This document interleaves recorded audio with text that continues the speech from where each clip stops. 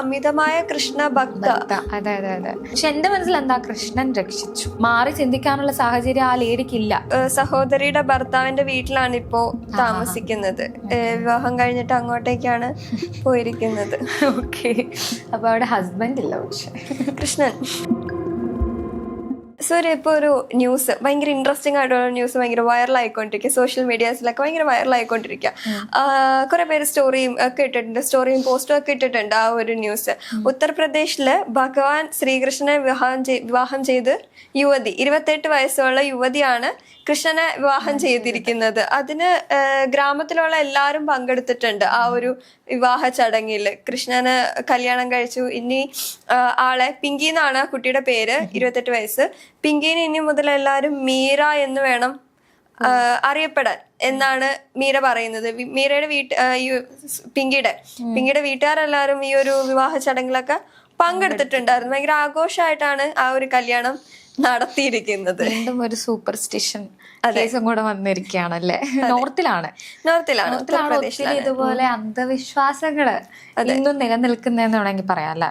അതെ, ഇത് ഇതിനൊരു ശരിക്കും മോട്ടീവ്, ഇതിന്റെ മോട്ടീവ് ഇതെങ്ങനെ ഇതിനകത്തേക്ക് എത്തിയെന്ന് പറയണത്, ഈ ഒരു കുട്ടി പിങ്കി പറയുന്നത് വെറും ഒരു വ്യക്തിപരമായ ഒരു തീരുമാനമല്ല ഇത്, മറിച്ച് ദൈവം തന്നൊരു അടയാളമായിട്ടാണ് കാണുന്നത്. അതായത് 3 മാസം മുമ്പ് ഈ ഒരു വൃന്ദാവനത്തിലെ ഒരു ബാങ്കെ ബിഹാരി ക്ഷേത്രം, ആ ഒരു അമ്പലം സന്ദർശിച്ചപ്പോ അവിടെ പോയി കഴിഞ്ഞപ്പോ ഇവർക്കൊരു മോതിരം ലഭിച്ചു.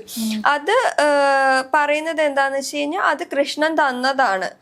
ആ ഒരു ഇതാണ് പുള്ളിക്കാരി കാണുന്നത്, പിങ്കി കാണുന്നത് ആ ഒരു രീതിയിലാണ്. ആ ഒരു റിങ് തന്നത് കൃഷ്ണനാണ്. അപ്പൊ ഇനി തൊട്ട് ഞാൻ കൃഷ്ണന്റെ വൈഫായിട്ട് മുന്നോട്ടേക്ക് പോകാം. ശരിക്കും ഇവര് വിശ്വാസം കൊണ്ട് ഇതുപോലെയൊക്കെ എന്താ പറയാ മനസ്സിൽ കാണുന്നതാണോ അത് ഇവര് ചുമ്മാ കള്ളം പറയുന്നതാണോ ഒന്നും അങ്ങോട്ട് മനസ്സിലാവുന്നില്ല അല്ലെ. അതെ, വിശ്വാസത്തിന്റെ പേര് ഭയങ്കര അന്ധമായി പോകുന്ന ഒരു കാര്യം. അതാണ് സംശയം. അതായത് അന്ധവിശ്വാസം കൊണ്ട് മാനസിക രോഗം ഉണ്ടാവുന്നതാണോ അതോ ഇവര് ചുമ്മാ എല്ലാവരോടും കള്ളം പറഞ്ഞ് വിശ്വാസം അടിച്ചേൽപ്പിക്കാൻ നോക്കുന്നതാണോ?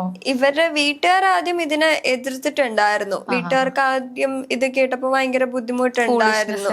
അതെ, പിന്നെ അതുപോലെ തന്നെ പിങ്കിക്ക് ഇപ്പൊ 28 വയസ്സായപ്പോ എന്തായാലും വിവാഹാലോചനകളും കാര്യങ്ങളൊക്കെ നടക്കുന്നുണ്ടായിരുന്നു. അപ്പോൾ വിവാഹാലോചന നടക്കുന്നതിന്റെ ഇടയ്ക്ക് വരനെ കിട്ടാതാവുന്നു, അങ്ങനെയൊക്കെ കുറെ കാര്യങ്ങളുണ്ട്. അപ്പോ ഈ ഒരു പിങ്കി പറയുന്നത് എല്ലാം ഭഗവാൻ തന്നോളും, കൃഷ്ണൻ തന്നോളും, അങ്ങനെ എല്ലാം ഭഗവാൻ കൃഷ്ണൻ വിചാരിച്ച പോലെ തന്നെ നടക്കുള്ളൂ, അങ്ങനെയുള്ള രീതിയിലാണ് പിങ്കി പറഞ്ഞുകൊണ്ടിരുന്നത്. അതായത് അമിതമായ കൃഷ്ണ ഭക്ത. അതെ അതെ അതെ അതെ. നമ്മൾ ചെറുപ്പത്തിൽ നമ്മളും ഒരു ദൈവത്തിന്റെ ആരാധന ഉണ്ടായിരുന്നു. ഞാനും ഒരു കൃഷ്ണഭക്തിയായിരുന്നു ഒരു പ്രായം വരെ. അപ്പൊ ആ സമയത്ത് നമ്മൾ ഭയങ്കര ബ്ലൈൻഡ് ആയിരിക്കും. എനിക്ക് ഇന്നും ഒരു ഇൻസിഡന്റ് ഓർമ്മയുണ്ട്. ഞാനൊരു 5ാം ക്ലാസ്സിൽ പഠിക്കുമ്പോൾ ഹിന്ദി ഹോംവർക്ക് ചെയ്യാതെ വരുന്നവർക്കൊക്കെ എൻ്റെ ഒരു സിസ്റ്റർ അടിക്കും. ആ സിസ്റ്ററിന്റെ അടി ഭയങ്കര പെയിൻ ആയതുകൊണ്ട് ഭയങ്കര പേടിയാണ് എല്ലാവർക്കും. ഞാൻ ഹോംവർക്ക് ചെയ്തിട്ടില്ല, എല്ലാരും ബുക്ക് എടുത്ത് ഫ്രണ്ട് വെച്ചിട്ടുണ്ട്. അപ്പൊ എന്റെ സിസ്റ്റർ ഇങ്ങനെ, എന്റെ ബുക്കിന്റെ അകത്ത് കൃഷ്ണന്റെ പിക്കുണ്ട്. അപ്പൊ ഞാനിങ്ങനെ കൃഷ്ണ കാത്തോണെ എന്നിങ്ങനെ പ്രാർത്ഥിച്ചുകൊണ്ടിരിക്കാം. സിസ്റ്റർ ഇങ്ങനെ ഓരോരുത്തർക്ക് ഇങ്ങനെ എഴുതാത്തവർക്കൊക്കെ അടി. എന്റെ ഇങ്ങനെ നോക്കിയിട്ട് ഒന്നും ചെയ്യാണ്ട് അങ്ങ് പോയി. മേ ബി സിസ്റ്റർ ആ സമയമായപ്പം ഭയങ്കര ശ്രദ്ധിച്ചില്ല, എന്തോ ചിന്തിച്ച് അങ്ങ് പോവാണ്.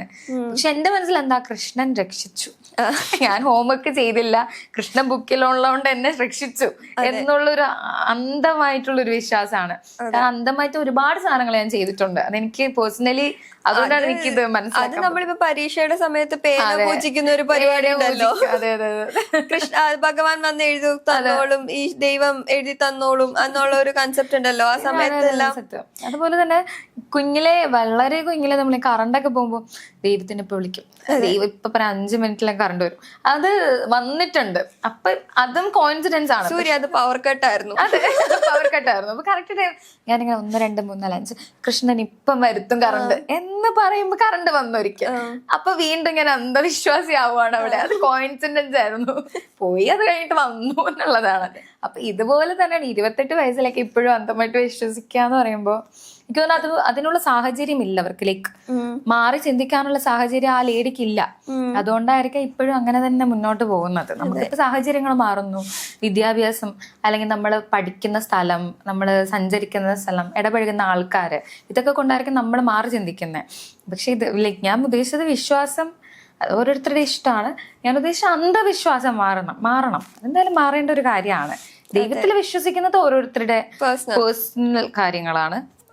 പക്ഷെ അന്ധവിശ്വാസം ആർക്കും ഒരു നല്ല കാര്യമാണെന്ന് നമുക്ക് തോന്നുന്നില്ല. അതെ, ഉപദ്രവമായിട്ടുള്ളൊരു കാര്യം കൂടെയാണ്. അതെ, സത്യം. ഇപ്പൊ പിങ്കി ഇപ്പോ സഹോദരിയുടെ ഭർത്താവിന്റെ വീട്ടിലാണ് ഇപ്പോ താമസിക്കുന്നത്. വിവാഹം കഴിഞ്ഞിട്ട് അങ്ങോട്ടേക്കാണ് പോയിരിക്കുന്നത്. ഓക്കെ. അപ്പൊ അവിടെ ഹസ്ബൻഡ് ഇല്ല. പക്ഷെ കൃഷ്ണൻ ഹസ്ബൻഡ് ഒരു ഉണ്ട് എന്നുള്ളൊരു തോന്നല് മാത്രാണ്. കുട്ടികളൊക്കെ പിങ്കിന് ഇപ്പൊ എല്ലാരും മീര എന്നാണ് വിളിക്കുന്നത്. ഓക്കെ. അപ്പൊ ഇതാണ് കേൾക്കുമ്പോ വളരെ വിയേർഡായിട്ട് തോന്നുന്ന ഒരു കാര്യം. അല്ല, കാരണം നോർത്ത് എന്നൊക്കെ വരുമ്പോ ഇത് സ്വാഭാവികം. നോർത്തിലുള്ളവർ കളിയാക്കുന്നതല്ല. ലൈക്ക് അവിടെ മോസ്റ്റ് ഓഫ് ദി കേസസും നോർത്ത് നിന്ന് വരുന്നുണ്ട്, ലൈക്ക് അന്ധവിശ്വാസങ്ങളുടെ കാര്യങ്ങള്. അവിടെയും അന്ധവിശ്വാസത്തിൽ നമ്മുടെ നാട്ടും പക്ഷെ ഇതുപോലത്തെ കേസസ് എന്തായാലും കുറവായിരിക്കും. കല്യാണം കഴിച്ച എന്തായാലും പ്രോഗ്രസ് ആവട്ടെ എല്ലാ നാട്. നോർത്ത് ആയാലും സൗത്ത് ആയാലും നമുക്ക് ഒരുപോലെയാണ്. എല്ലാം എന്താ പറയാ, പ്രോഗ്രസ് ആവട്ടെ, അന്ധവിശ്വാസങ്ങൾ മാറട്ടെ.